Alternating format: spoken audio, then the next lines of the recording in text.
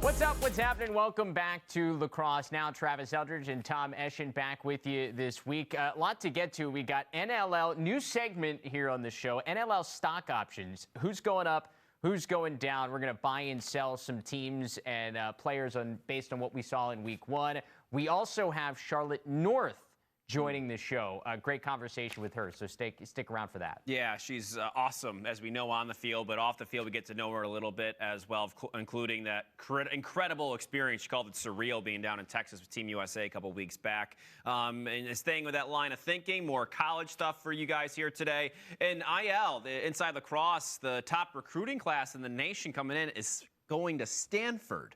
So we're going to ask is Stanford maybe putting themselves on a map for the future here as maybe the next Northwestern? I don't know. That might be the question. We'll talk about that a bit. And also, starting off college previews today, Patriot League men and women. Yeah, so stick around after the Charlotte North interview. We'll look ahead to men's and women's Patriot League slate. But let's start in the NLL because it's the lacrosse that is being played right now. We got buying and selling stock options for the league. Okay. What do you got first? Who are you buying or selling? So this is the investments that we're making as keen financial advisors here. And I am going to invest right now in the San Diego offense. So this is a little bit of the buy low. I guess you might have said before the season. It's true. Yeah, I mean, they were one of the top people you wanted to buy. And only scored 7 goals. Exactly. After week one, everyone's like, well, what's going on with this offense? And I think it's just guys getting acclimated to each other and maybe figuring themselves out, because I think there's a lot of promise still to be had, especially from some of their young players after week one against Vancouver. You never really know. It's hard to judge anybody in week one, so it's early to make this call. But nice debuts from Mac O'Keefe, Trey LeClaire. Don't forget, he was the 4th overall pick in the 2020 draft. They looked pretty good. And I just think their offense needs to figure itself out a little bit. Dane Dobbie, as we know, one of the biggest movements in the offseason here in the NLL, took 15 shots on goal, a goal and 4 assists for him. So I don't know if maybe they want to balance things out a little bit there. Casey Jackson had 10 shots. Wes Berg took just 5. A goal and 2 assists for him, pretty efficient in that effort. Yeah. So maybe getting him a few more touches, a few more looks could help their offense moving forward against a team in Vancouver, that had nice momentum with them the opening night, trying to figure things out. And I don't know if Colorado, the team that San Diego plays this week, is going to do what they did against Georgia again. Yeah, they put a big number. It was 16-11 Colorado last weekend and opening weekend. Dylan Ward had 48 saves. I don't know if they can ask him he can do it every night. I don't know if they can ask him to do that every single time they play. So I like the San Diego offense moving forward here after week one. That's what I am investing in. Low. Yeah. I'm going to buy it. I'm going to stick with that game in San Diego and Vancouver. Go figure. We talked all about the East last week in terms of bold predictions, and we're going to go out west to start things here. But with Vancouver, I'm buying the Warriors, just period. Okay. They win 8-7 on the road against San Diego, and I think this is just a little sampling of what is to come for this team, because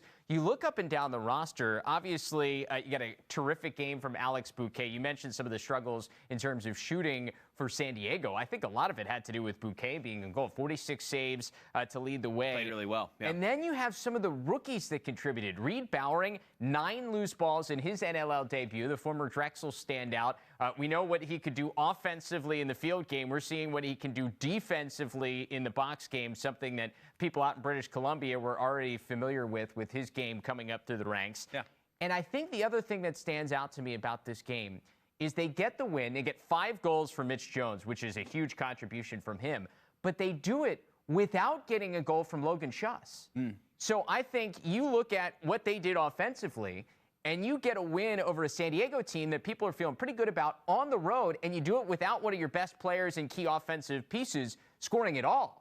I think that's a big bonus and shows you kind of the upside that Vancouver has. We already were saying that the West is a little wide open, so I'm buying the Warriors as a team to keep your eye out for as a potential playoff team. Yeah, Adam Charlambides also looks solid and not afraid of the moment. I think you look for that in guys' debuts and be like, can they hang? And, in this new atmosphere, new feel, new league. And Charlambides, you mentioned Bowering, of course. We said I had a feeling he would do that. Charlambides, not too many questions around him, but if there were any, he answered them. And the other thing I like about buying Vancouver, they play the new team in Panther City this week. So a chance to get something rolling here. You win against San Diego, and then you get Panther City, who when you look at it on paper, you should be able to maybe build a little momentum here earlier in the year. So that's why I'm buying Vancouver. All right, well, that will be a nice transition to the next buy I'm having here this week. I'm buying two things. It's hard to sell early on in the year. I don't know what your next one is here, but Panther City took Philly to the brink. They did. You're right. For a moment there, you're like, is Panther City going to come out and win this debut game? Like that would have been Rambo heroics. Of course, as often he does. I'm going to buy into maybe a guy that no one really talked about, and it's a guy that had a goal and 4 assists in week 1. It's not Jeff Teat, because Jeff Teat had a goal and 4 assists in week 1. Panther City's Patrick Dodds is who I'm buying here. Okay. And, of course, with Panther City, they have work to do. We understand they're not going to be that team that's a power at the top, but you saw why they were competitive a bit. I kind of like this kid in Dodds, who now with no Jonathan Donville, Randy Stotts is also hurt for this team right now. Dodds getting an opportunity to go out there and just play. And sometimes that's the best thing you can do for a kid, and just say, you know what? You don't have anything to lose. Just go out there and play. He's pretty big, 6'3", 212, 20 years old still, really young, and looked like he belonged out there in a tough atmosphere in Philly as well. And I think that bodes well for their future and for him. Former 21st overall pick in the 2020 NLL draft, originally by the Roughnecks. And I tell you what, especially in the drafts we've seen lately, when you can get that kind of value in a guy that goes late first round into the second round, that's a big time pick. Won a Minto Cup in 2019 as well. And something else, and this is a little to the side note of this game that we talked about with Panther City and Vancouver. Yeah. Panther City won just 2 face-offs against Philly last weekend. Well, I mean, Trevor Baptiste, I know, but Jeremy Thompson in there, and you look at maybe what they can do, and they only lost that game by 1 despite winning 2 faceoffs. I know faceoffs don't mean nearly as much in the NL as anything else, but still, that means you are maybe getting a couple extra possessions. You're getting a couple stops and on defense from Panther City there, and getting the ball back and not letting Philly go on a run time after time just by getting more time with the ball. So, the fact that they only lost by 1 after losing all those faceoffs too, I think also maybe they have a little bit more depth and strength than maybe we thought originally. And I think Dodds is the reason for that. So I'm buying Dodds. I mean, maybe he can give. Probably not going to give Teat a run, but maybe he can win a couple Rookie of the Weeks along the way. How about that? Yeah, because it's going to be the Jeff Teat Weekly Award, it seems like, this year. I'm going to go with another individual player in terms of buying stock right now, and I'm going to buy stock in a guy that we think might be an MVP candidate in Lyle Thompson, because he didn't have a great game for Georgia in week 1 against Colorado. We mentioned the score. Colorado kind of ran away with that one a little bit. Georgia gives up 16 goals. And so that's going to be a tough game to win no matter what. But Lyle Thompson in that one, 1 of 15 shooting. Yeah, he took a lot of shots. He had 15 shots on goal. He scored once. That isn't going to happen with this guy. Those numbers are not continuing. I'm sorry. There's just no way. I think there's got to be some rust. We talked about it with Dane Smith entering this season. There has to be some rust because all these guys played in the field game, and we were joking with Dane, is like, what's that transition like going back? Not easy. You're playing smaller goalie's got big pads.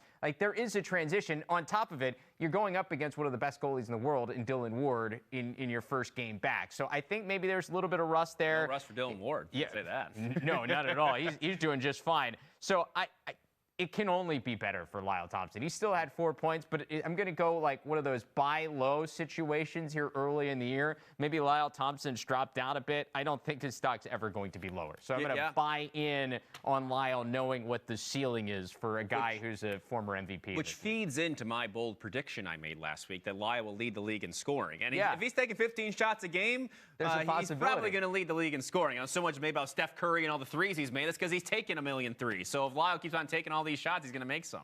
Also, and it kind of goes against where the Riptide, they play the Riptide next. I think he gets on track against the Riptide here this week on Sunday. And, I'm giving myself a lot of kudos here today, but Colorado looks really strong to start here. They look very strong, and that's a tough start against a team in the Mammoth, for sure. If you missed our bold predictions, go back and listen or watch last week's episode. Just giving myself some fuel to the fire. Then you can figure out why Tom is patting himself on the back. I mean, Travis should as well, because Dane Smith had a great really big first week. So Player of the week. Can say that Let's too. Go.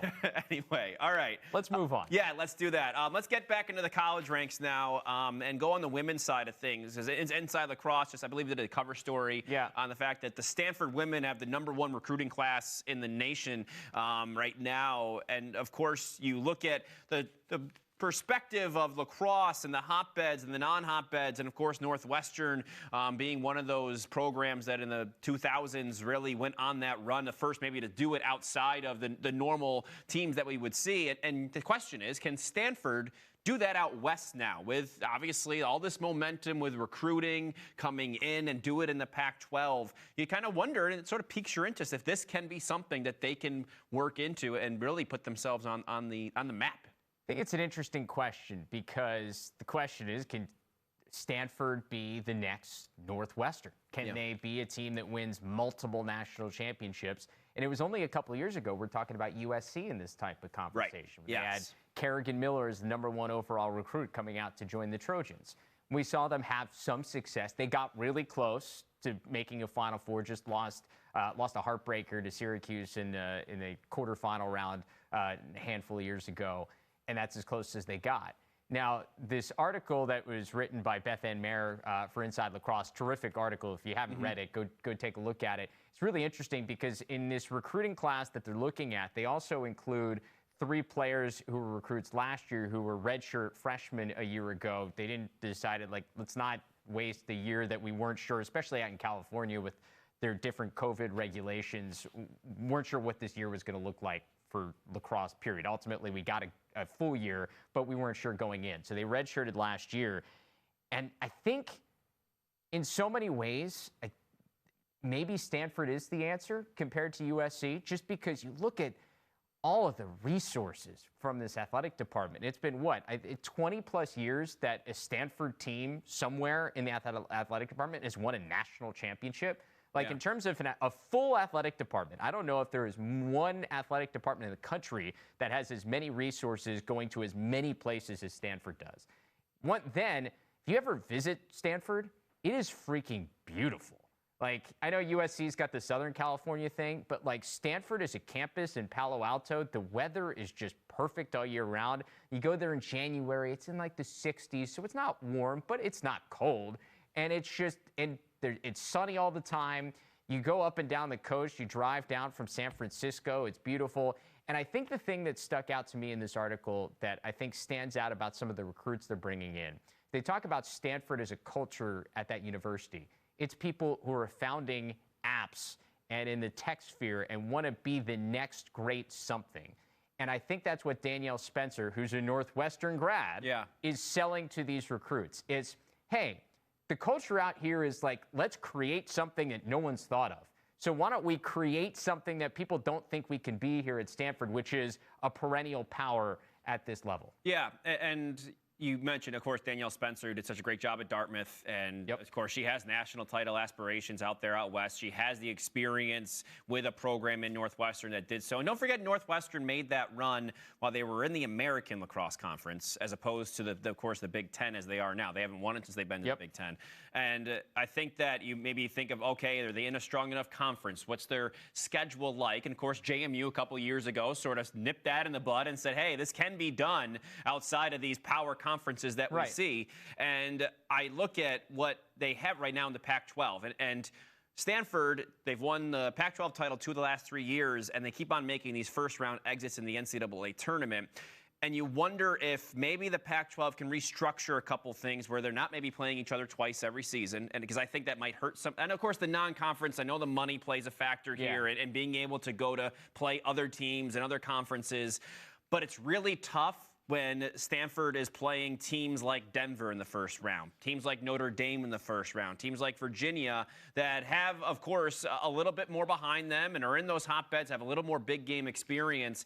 They need to be able to get past that hurdle. And if that's a better draw, if that's a better team, that everything can come together with a recruiting class like this, I think if you can get past that initial hurdle in which you're looked at a little bit higher on by the committee or whatever, that can help you really start to make some inroads into that goal at the end of the line. Well, and I think, I mean, we look at this in college athletics, and like you look at the college football playoff, and it's a similar type thing. Like, you have to develop some sort of name recognition in order to sometimes get the benefit of the doubt when it comes to an NCAA tournament committee. Yeah.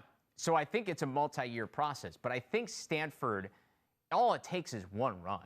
Like, all it takes is 1 year where you win 2 rounds and you get out of the first weekend of the NCAA tournament. All it takes is that. And I think that they're starting to bring in the talent that can do that. Now, the question is, can they get over that hurdle? Because that has been the hurdle. They've won a couple of NCAA tournament games, but they haven't gotten out of that first weekend. Right. If they can get out of that first weekend, I think it sets it up, especially you look at the talent. You got to have a lot of talent to be the #1 recruiting class in the country with what Carolina brings in every year and Northwestern and Syracuse and all these perennial powers. In order to compete with those in terms of recruiting, that's a lot of talent. So I think if that talent can get them over the hurdle here in the next couple of years, it sets up to maybe they are hosting a first-round weekend out in California, which makes it difficult on everybody else that has to come out there, and then it kind of gets things moving in the right direction on possibly making a Final Four run. You would hope that the scales would tip their way a little bit more, as time went on, as they started to say, hey, like this conference, which is still very new, the Pac-12 and women's lacrosse, it's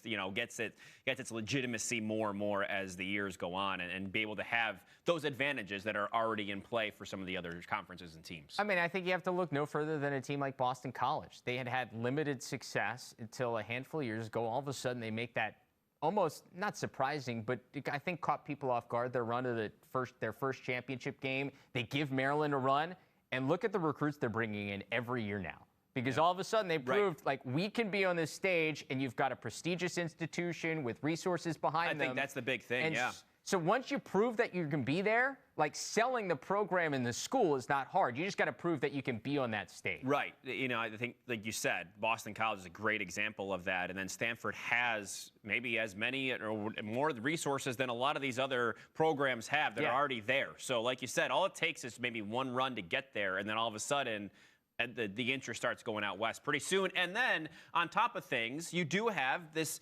widening lacrosse landscape. And, of course, we're going to have Charlotte North on here in a moment, who's from Texas, and such a good example of that. And you see what happened at the President's Cup with all those girls coming out to see Charlotte North and Izzy Skane from Michigan, and these players that are not coming from the traditional places where they're like, well, I'm not going to go to the Baltimore area or whatever. I'm going to go out west because that's kind of the feel in the group that I would be more acclimated to of going out to a school like Stanford. Well, you hit on the resources, and it comes down to budget stuff when it comes down to competing on a national stage for a team like Stanford, because you got to get on planes to play big non-conference games. But if you can show the university and boosters that you guys are competing on a national stage, it's a lot easier to convince the university that maybe funds need to be increased so we can go play 2 or 3 big non-conference games on the East Coast, or schools are a lot more likely to want to come out west in early February and play in a good climate because they're also going to get a huge non-conference game. That all goes into it. You got to have one run where you put yourself in that top 15 conversation, then all of a sudden it becomes a really intriguing situation. Yeah, instead of going east for 2 or 3 games, someone actually comes out to see you. Right. Right? Yeah. I mean, look, going to Palo Alto, I was there in January a couple years ago. Like, going to Palo Alto in early February, like, sign me up if I'm a women's lacrosse coach or player. Right, and like you said, then you have an institution that backs that up where you can get the education you want to further yourself in life. All right, so staying with women's lacrosse, why don't we chat with Charlotte North? All right, so now let's bring in Charlotte North at BC at the moment. And Charlotte, thanks so much for joining us here today. Appreciate the time, number one. How just getting finished up with the semester, I'd imagine.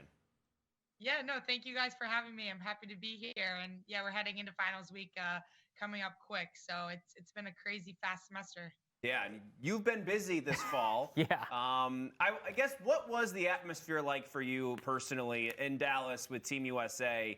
I have to imagine, maybe it, to me, looked like a rock star type feel. I mean, you get the kind of the homecoming wearing the red, white, and blue. What was that experience like for you? Completely surreal. I mean, getting to go back to my hometown, just flying into that airport and looking around, being familiar with everything, and then realizing, that the whole U.S. national team was going to play there was really special. I think it was a really cool moment for Texas lacrosse just to host that big tournament that so many of us played in back when it was in Florida. I think it was just a really cool moment. And to see my club team playing on the field over next to us was really cool as well. And I got to see a ton of my friends from home, and they came out to support me, which was so nice of them, and my coaches back home as well. So I was very fortunate to be able to play back home with the U.S. team. You mentioned surreal, and it was kind of leading me into this next question. I mean, what's it like to look back at only a handful of years ago and you're idolizing some of these players that you're playing with Team USA, and now, like, you guys go down to Texas and you're one of the players with the Kayla Trainer or Taylor Cummings that these players are just like coming out to see. What's that like as a moment? It's so special. Each time I've gotten to line up next to those incredible players, I mean, all the ones you listed and then some. I mean, I've looked up to them as long as I've known the sport, and I still do. So when I get to watch them in practice, make some crazy play, or just line up next to them on the field, I just take a second and think how crazy it is. It's never really normalized in my head. I'm still in awe of them as players, as leaders, and just role models for our sport. And I'm so lucky to get to learn from them, whether it's on the field or watching them from afar. I'm just very fortunate, and our sport is so fortunate to have those role models and those generational players. Yeah, and you've become one of those too, so congratulations on that. We talk about, you bring up Kayla Trainer, and I thought there was such a cool moment during the Fall Classic. I think you had scored a goal, she assisted it or something, and she, as we know, moving on to Syracuse, but she ran right over to you and was like still coaching you. It just said so much about your relationship. It seems like that's such a special bond that you two have and will continue to, probably for the rest of your lives, right?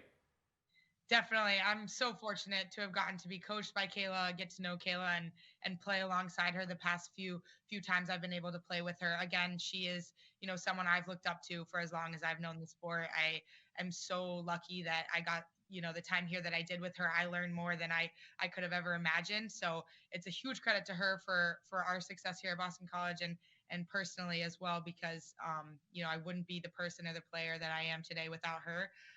But getting to play with her was really special as well. I mean, again, I'm learning from her in practice, and like you said, in the game type scenarios, I'm learning from her nonstop. So I'm very lucky to have her and to get that opportunity.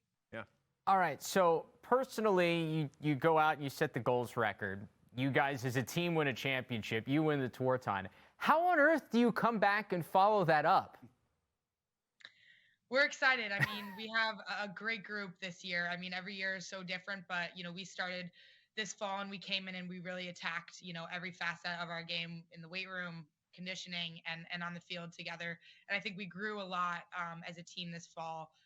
We had a lot of chances to compete again after fall ball last year was a little bit different. We didn't really get those live scrimmages, and we were very fortunate to have those this year. And we learned a lot. We've built a lot of chemistry this year as well. We've had some new freshmen come in and make an impact right away. And again, a really solid group of returners coming back. So we're just really excited for what this season has in store for us. You mentioned developing chemistry, and we were actually talking about this a couple of weeks ago. I thought the 2020 year for you guys as a team that got cut short probably helped set up the run you went on last year, like especially for you in learning a new place and a new situation. How big was 2020 and some of the bumps that you had early on before the season was cut short? How big was that in the success you guys had last year?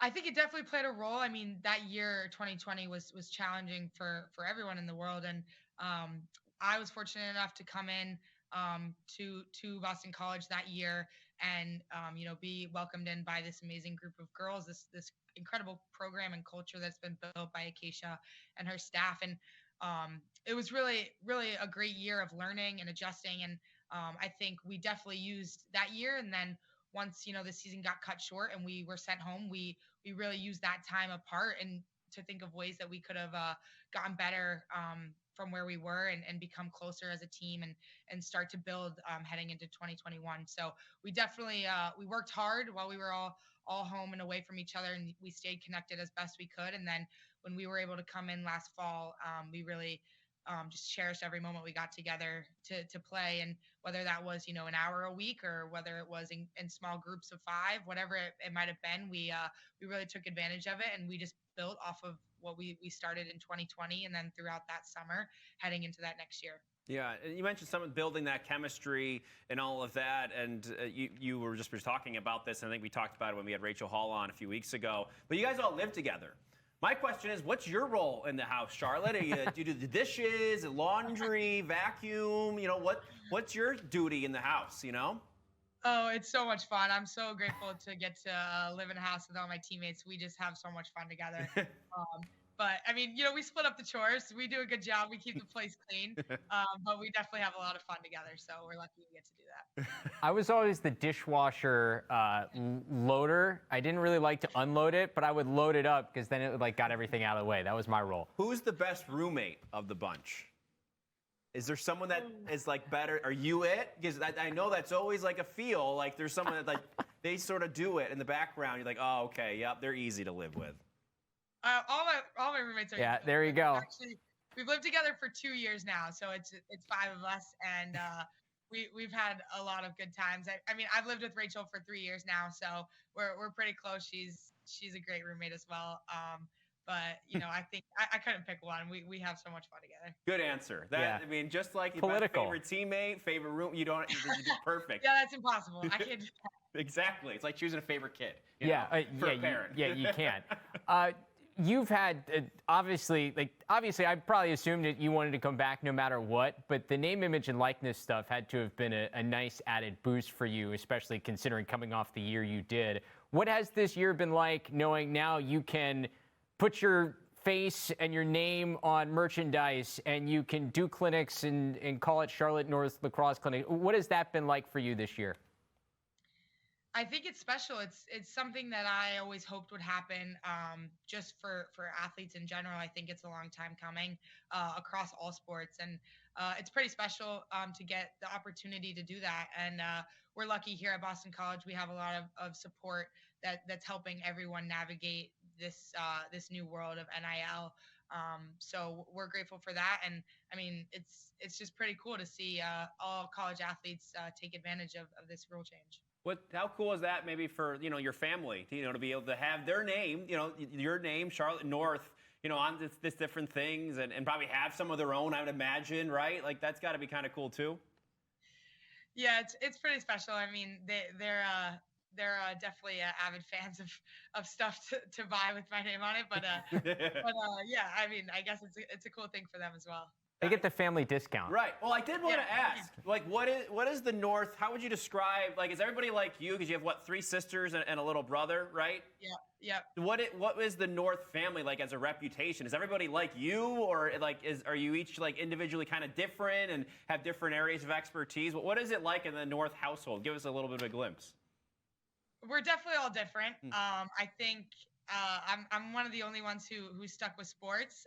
But my little brother, who's about to turn 9, he's still growing into sports. So I'm trying to really push lacrosse with him as much as I can. He's not really into the whole helmet situation right now, but hopefully I can't really help him with that. But right. he'll get used to it and continue to stick with it. But he's definitely one that I'm trying to mold into being a sports fan. Yeah, love that. That's really cool. Okay, in terms of moments, can you compare winning the Tewaaraton Award to having an opportunity to take a picture next to Dak Prescott's locker? What was cooler? I never thought I would ever get to step foot in the Cowboys locker room. So that was really special to get to be in Dallas with the national team, as well as be just yards away from AT&T Stadium where we were. That was just, I guess, a dream come true. And I mean, again, the past year with my team winning that national championship, I don't think you could compare anything to that. That was the true dream come true. And hopefully we'll do it again this year with this special group we have. Yeah, that was the pictures, I think, told the whole story. I don't think I've seen somebody smile so much. Definitely a big Cowboys fan. Hopefully gonna have a big playoff run coming up. So I'm excited for that. But yeah, that was a cool moment getting to go to that stadium. Yeah, what I always think is cool about you, Charlotte, you love sports. You know what I mean? You have a passion for football. I mean, basketball is something that you've also been very interested in, and that was something that you even thought about doing, sort of like the Pat Spencer feel. And I think that's another cool aspect of who you are. I think that the well-roundedness, I think, is a good example for kids. What's that sort of mean to be able? Obviously, all those things probably fed each other for you in field hockey, basketball, lacrosse over the course of your life. Oh, for sure. I love sports. I mean, I love watching them, playing them. I have from a young age on, and I think that competitive drive in me is what has really shaped me to the player I am today. And like you said, basketball. I'm always dying to go shoot some hoops whenever I can on the side when I have some free time. So I think sticking with all the sports that you're passionate about is so important, especially from a young age. And I still am a huge sports fan, watching professional sports, women's basketball, the NBA, WNBA, and NFL across the board, and all college athletes as well. So huge sports fan, passionate about it, very competitive, and I love to shoot some hoops in the gym whenever I get a chance. So you mentioned this program, and obviously it was a program that had come so close to winning that title up until last year. You guys finally do it. So what's it like now in the fall? Is it different? Is it like this hunger because we've accomplished that? Now we know what it tastes like. We want to do it again. Like, what is it this fall that's different or the same? I think that the only thing that's changed is that it's a new group, and we're hungry to chase another one. I mean, we know what it's going to take, but we know it's going to take that much more this year to be able to accomplish our goal. And we have our sights set on it, and we know that it's going to take our hard work throughout the entire year. The off season and into preseason, and then of course from February to May. So we're excited, and I think. We're ready to work hard and do what it takes to get back there. Charlotte, there's a lot of things written. There's a lot of things that we say, whatever, people maybe outside of your locker room or outside of your house there, about sort of what impact you have made on the sport and, women's sports in general over the course of your career. For you personally, 10, 20, 30 years down the road, what kind of legacy do you want to leave in lacrosse and beyond? I first and foremost want to be remembered here at Boston College as a great teammate and a leader that led this team in a good way. I think down the road, I definitely want to inspire the next generation of female lacrosse players and female athletes to really set these goals for themselves, set the bar high, and go chase them, and know that whatever you want to do is possible, especially as a female athlete. I think there's so much going on in the world, and a lot is changing, and there's so many opportunities now for women to have their careers in these professional sports, and I think it's so inspiring, and hopefully lacrosse continues to grow, and it gets to that point, because I think that there's so much potential for our sport on a national stage, international stage, and I definitely want to help drive that force. Well, Charlotte, you're continuing to do an incredible job. We can't wait to see you back on the field here this spring. Anything you want to plug? Like, where can people get some merch, some Queen of the North merch? Like, find your Instagram? Yeah, Instagram. I have a website now, so that's through my Instagram as well. So I guess that's a good place. There we go. Charlotte, hey, we appreciate the time. Good luck as you get ready. Enjoy some time off before you get things geared up for the spring, all right? Thank you so much. Thanks for having me. So that was Charlotte North. We appreciate her coming on, as always. And let's get deeper into the college stuff now. This is our Patriot League preview week. So let's start off with the men's side of things, Travis. And as you look over this conference, and we'll get to the women in a moment as well, we're picking favorites and sleepers. And who do you have at your top of the list? On the men's side, this is really difficult. You look at USA Lacrosse Magazine, and they did their preseason, very early top 25 not too long ago, and they've got 3 teams all in the top 15 for the Patriot League. You've got Army, you have Lehigh, Loyola. All 3 of them are in the conversation for being in the tournament last year. You had 2 of them go in Loyola and Lehigh. And we saw what Loyola did once they got there in terms of shocking Denver. It was a tremendous game. And then almost beat Duke. Yeah, I mean, they really made their presence felt after that late season run. But I'm going to go with the team that didn't make the NCAA tournament last year in Army as my favorite. They not only returned the Offensive Player of the Year, they returned the Defensive Player of the Year in the conference in Brendan Nichtern and Marcus Hudgens. You got Wyatt Schupler behind in the cage still. Mm-hmm. And the biggest questions for some of these other teams that are in this conversation, like Lehigh. Lehigh is a terrific team, and obviously with what Connor Schellenberger, not Connor Schellenberger, wow. Mikey Sisselberger. What Mikey Sisselberger. With all the burgers. Schellenberger, Sisselberger. What Sisselberger did at the faceoff X and what he's going to continue to do is going to always keep Lehigh in the conversation. But they had all those possessions and offensively still had questions. They had the ninth best offense in the country. At times, but yeah, you should like what you should be. I know that's a face thing. Getting the ball is a big part of that, even in the shot clock era. You're right. For me, Army is the most balanced of any of these teams coming back. And that's a fair argument. They went to the Carrier Dome last year and beat Syracuse. And as much as it hurts me to say, they had a conversation on whether they should have been in the NCAA tournament in that conversation with Syracuse. Yeah. Like they were right there on the edge. And if they don't lose a heartbreaker in the semifinals of the Patriot League tournament, they're in. Like they win that semifinal game, they're in the tournament. It comes down to a 1-goal loss. So for me, it's Army. I think they have way too much coming back. And it just all sets up. These guys are all seniors. Like all these guys, this is it. And I have too much confidence in these guys to not make a run this year. I do also, they have one of the better recruits face-off-wise coming in as well. Will Coletti, one of the top recruits coming in the face-off X. They had Stevie Grabber last year there. He's a junior. But you sort of think of the Sisselberger effect around this conference. And who do you got to go throw in there against him? And I kind of like for Army the fact that maybe they can throw a couple guys at him over the course of a game and maybe get instead of 79% for the day, Sisselberger's down to 60, which, like we said, can tip the scale. Handful more possessions. A handful more possessions for Army in that fashion. So, yeah, I like you said, I think they are very balanced. But you mentioned they have a lot of seniors coming back. You got to go to Loyola.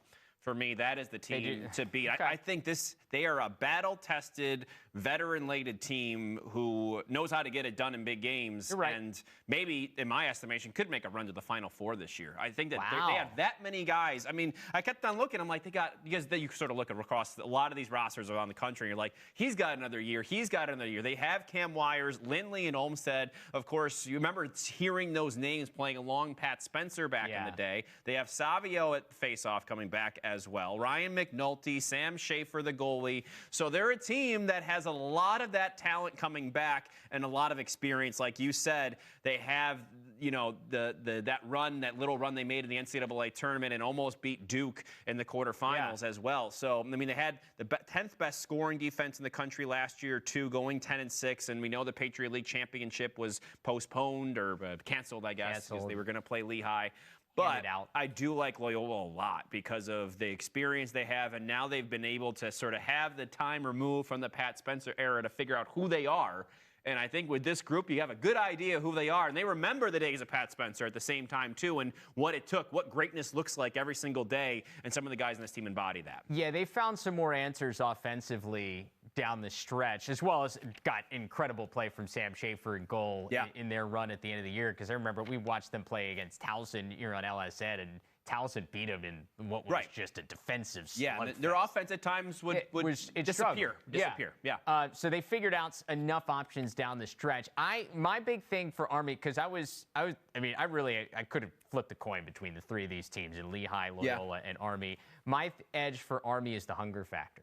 Like the fact that they haven't been in the NCAA tournament in the last couple of years, and they were the team that was left out of these three, I think can't be overlooked in terms of the drive they have to not only win the Patriot League and make sure that they're assured of a check, but to do everything in their power in the non-conference to make sure that they don't give the committee ways to keep them out. Right, and it might come down to that. Loyola, their non-conference is strong, and that could be a determining factor. They're at Maryland, at Hopkins. They play Duke and go to Georgetown later in the year as well. So those games could be a tipping factor in what you just said with Army, too. It was the Georgetown game last year, late in the year, that was the big turning point for Loyola. They got a win over a Georgetown team that many consider as one of the top in the country. Yeah, absolutely. So now that gives us a sleeper team here in the men's side of the Patriot League. So you got to take out those top three because I don't think they can be a sleeper, right? All right, fine. Yeah, that's okay. We just talked about all three of them. They can't. You had two tournament teams and a team that was on the cusp. Yeah, Lehigh to me is a tweener when it comes to that. Maybe a sleeper nationally, but not in the league. Fine. That's fair. Okay. So you can't. You're right, because Kevin Cassis, I trust him to have a team ready to go, to be able to contend on a yearly basis. He's proven to do that year after year. If you're an NCAA tournament team a year ago, I have a hard time thinking you can be a sleeper in your conference. So with that in mind, I'm going to go with the team that did make the conference tournament last year in Boston University. Okay. The Terriers. They returned everybody who scored points for them last year. I mean, like a lot of these teams in the conference, especially when you have the extra year factored in. But BU is a pretty young team. Like, you didn't have a lot of guys who are now coming back for their 5th year or 6th year or whatever we have with COVID. You got a lot of guys who were sophomores and juniors a year ago, even some freshmen factored in that can make a run. And they were a bad quarter away against Colgate from being in the semifinals of this league tournament after they had beaten Colgate twice in the regular season. Yeah. So that was the third time they played each other. This BU team, in a normal year, you don't have to try to beat a team 3 times. I think that came back to haunt them in the tournament. It was a game that I think it was deadlocked going into the 4th. Colgate outscored them. I think it was 4-1 in the 4th quarter. The quarterfinal was a disappointing end for BU. But I think the Terriers have started to, after they lost Chris Gray, who transferred to North Carolina, there was a bit of a, because there was so much hype around the program. Well, that's the thing with Boston, you're right, because Chris Gray was going to put them on the map. And he did. He sort of did at times. And he was an All-American attackman. It almost felt like, had he not transferred, like the next year was going to be the year BU really made that run in the Patriot League, really put themselves on the national scene. And then all of a sudden, that gets taken away from you. You're like, well, now what do we do? And I think this team has proven year in and year out, like, even last year, with how much youth they had, guys that hadn't done it before, especially include that 2020 year that was shortened and cut short, they were testing some of the top teams in this conference. They tested Army early in the year in a conference game. They have tested Loyola over the last couple of seasons. This is a team that's not afraid to go play anybody, and they have tested the top teams in the league. So they're my sleeper. They're my sleeper as well. So I'll just add on to whatever you're saying, because you look at, they bring back a good goalie in Matt Garber. He's a senior for this team and helped, back end a top 10 defense in the nation last year in BU. And we were joking about the Patriot League and saying there's a lot of good defense and good goalies in this league. I don't know what that says for the offenses, but that's a different thing entirely. We won't get into that right now. BU's had good defenses. Right, they have, and they've got a 4-star defenseman coming in as a freshman in Trey Brown. So that's something else that they'll have to add to their fold there defensively. Timmy Lee, a senior attackman, has experience on that end. Jake Cates only played in 2 games last year. He was one of the guys. Remember, a couple years ago, he was one of their guys following the Chris Gray era that really made a difference for them in production-wise. So he is back and healthy once again, I believe. So I sort of add on to your fact that the BU being a team that, like you said, can compete maybe with a team like Army or Loyola and maybe catch them maybe at home or at a bad time in the year and get some wins on their belt and maybe make a run in the conference tournament to start. Yeah, I mean, to me, they're a team that I would expect to be in that conversation, to be in the top 4. And once you get into the semifinals, anything can happen. Yeah. You win 2 games over the course of a weekend, and all of a sudden you're in the tournament.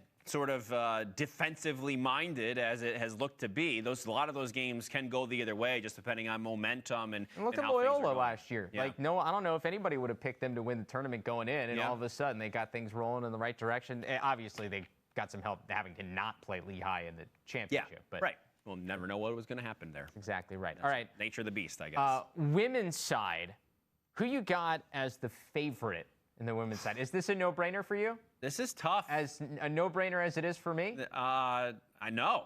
No? No. I'm leaning. I do like Lehigh a lot. Really? Because I know they lost in the title game last year, but Jill Redfern, Patriot League Coach of the Year last season as well. Okay. And they have 3 of their 4 returning players coming back this year. They're all juniors that scored more than 40 points last season. So it feels like they have a lot of that experience coming back as well. They have a new goalie, return a lot of their defense, but they're a team that I think is a little bit unheralded, with Loyola being at the top of the conference, as we know, and they bring back Olivia Rosenzweig, who has been one of the best players in the country now for a while. But I kind of like Lehigh's experience, and they're a little bit under the radar here. They were 9-4 last year, 6-1 in the conference. So I think just with all they bring back, I kind of lean towards them and a little bit more than maybe so last year. I know Loyola had to figure some things out last year, went on a run, but they do lose a Sam Fielder who was so important for them for a long time. So she's back. She is back. Yeah. Okay, never mind. Well, I guess that is very important as well. Yeah, Sam Fielder is back. That was one of the ones that I couldn't remember if she was back or not, but she does come back as well. We've got a lot of extra years of eligibility. Loyola's going to be really good. I'm not disputing that. I think Lehigh is going to give them a run, though. Okay, that's fair. Lehigh had a great season last year, and they've made it great. But Loyola is going to be a team that could be top 5 in the country this year. Like a team that lost to Syracuse in the NCAA tournament, gave them all they could handle, a team that then went on to go into the NCAA championship game. I mean, it was 20-8 in the NCAA tournament. I mean, they didn't, I don't know if it was all they could handle. True. All right, fair. They did score 8 goals against Syracuse, which was more than a lot of the games Syracuse played last year, so I'll give you that. But it ended a streak that they had won 12 in a row after they went on a big run. They had some COVID issues early on that contributed probably to their slow start, but they won 12 in a row. But you mentioned Livy Rosenzweig's back, Ellie Klugel's back, Sam Fielder's back, those all offensively. You got an All-American on defense in Katie Detweiler, who's back. Yeah, she's really good. And then you've got this schedule which sets it up to, if everything points to them being ready to go at the beginning of the season. If they're ready to go, they got chances to play Penn State, Syracuse, Florida, Princeton, Penn, Hopkins, all in the non-conference. They have the chance to be a top 5 national championship Final Four contender from the very beginning, because everything sets up to this being their year. I think that's a great point. I do think that they're going to be very strong. I don't know if Lehigh can be the team that comes in and maybe surprises them a little bit with their own experience, because I think a lot of these teams have a lot of people back. It's sort of a matter of whether or not, that they're clicking early. And I think Loyola at the end of the year, of course, they were playing as good as anybody, but there's sometimes, I wasn't as confident in them last year, and I don't know if I'm going to feel the same way just because we have another year. I think Lehigh is going to take a bigger step this year, maybe to the point where they're almost even with Loyola. I think they're going to take that step this year as well. I'm rolling with the Hounds. Okay. All right. How about a sleeper then in the women's side? I'm going to go with a woman who is very rarely been a sleeper in her career, in Cindy Timchall in Navy. Okay. Because obviously one of the best coaches ever to be in this game. And look, Navy had a good year last year, but I think a lot of it was spoiled due to some of the COVID complications that they had. I mean, remember, the whole Naval Academy was shut down at one point last year. They were trying to figure out, like, how can we play games? And there are a bunch of games that they had missed out, but it was a team that went 8-4 last year, despite all of that. They do lose Nicole Victory, who is their leading scorer, also maybe the best name in all of women's lacrosse. Absolutely, I agree with you for sure. As an attacker. But they return Reagan Roloffs, who was their second leading scorer. And I'm going to be honest, I always think Cindy Timchall will field a team at Navy that's going to be competitive and give some of the top teams in the league problems. I can never see a Naval Academy team not being one of the top couple in the league, competing to be in the semifinals of the conference tournament. And once again, if you put yourself in that position, you got a shot and make it a run. So Navy's my team to keep your eye out for.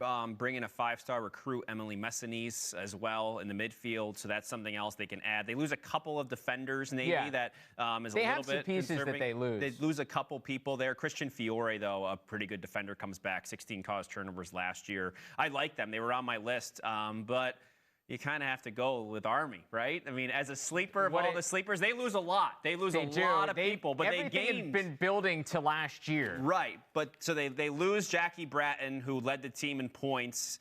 Cameron Manor led the team in assists last year. They do return Caroline Raymond, 22 goals, 6 assists, good in the draw control circle as well.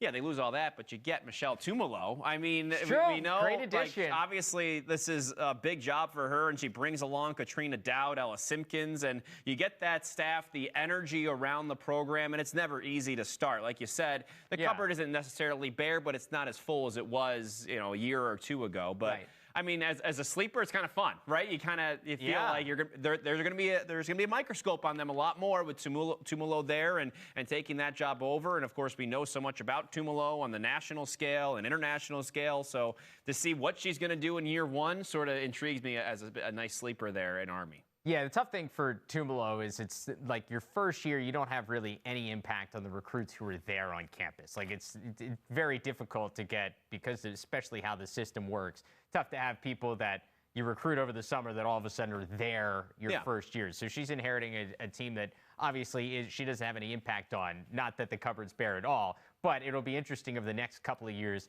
what types of players she convinces to come there to West Point, and then what she does with them. Yeah, and if there's a coach that maybe she didn't recruit, but you have the players buy into, she's a buy-in coach, if anything. To buy into her philosophy and her systems, and I think she'll earn trust pretty quickly in that locker room. Oh, and you just got to look at her skills as a player. Right. Like you watch her go out and do what she still does for the national team, and then you're a player. You go, all right, well, she knows what she's talking about. I'm going to make sure I listen to her. Yeah, she does. So I think that should make things pretty fun in the Patriot League as the year goes on. So there you go, our Patriot League preview. We're going to continue to preview all the conferences as we lead up to the start of the 2022 season. So make sure you tune in next week as we continue our look ahead. But that's all the time we got. That is all the time we have for today. Thanks for joining us. Thanks to Charlotte North for coming on. More big guests that come here as we continue Lacrosse Now and we wrap up 2021 here. That's going to be fun. And it's getting closer and closer to the spring, Travis. Yeah.